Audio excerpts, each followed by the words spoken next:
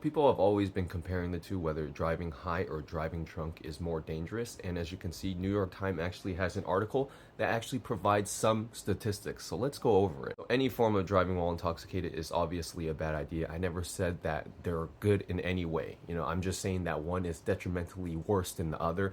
And that's a fact, you know what I mean? But as you can see right here with alcohol, there are universally accepted quantities for what constitutes a single drink. 12 ounces of a regular beer, 5 ounces of wine, and 1.5 ounces of distilled spirits. There's no agreed upon equivalent for flour, and it makes us tricky for consumers to measure how much they've actually consumed and to access how much flour is too much before heading to the road. So as you can see right here, 2017 examination of more than 4,000 drivers from the police database in France. Researchers found that drivers under the influence of alcohol were roughly 17.8 times more likely to be responsible for a fatal car crash than drivers who were sober, while drivers under the influence of flour were 1.65 times more likely to cause a deadly accident.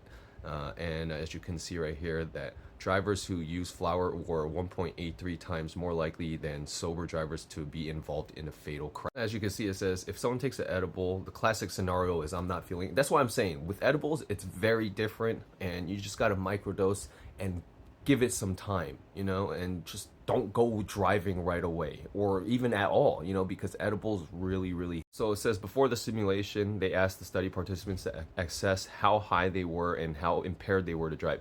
After the first 30-minute interval between smoking and driving, just under half the study participants who smoked said they felt safe to drive in their current state. But after 90 minutes, nearly 70% considered themselves okay to drive. There's just a lot of variables when considering this, and I'm all for safety on the roads, but it's going to be a lot harder to determine these things.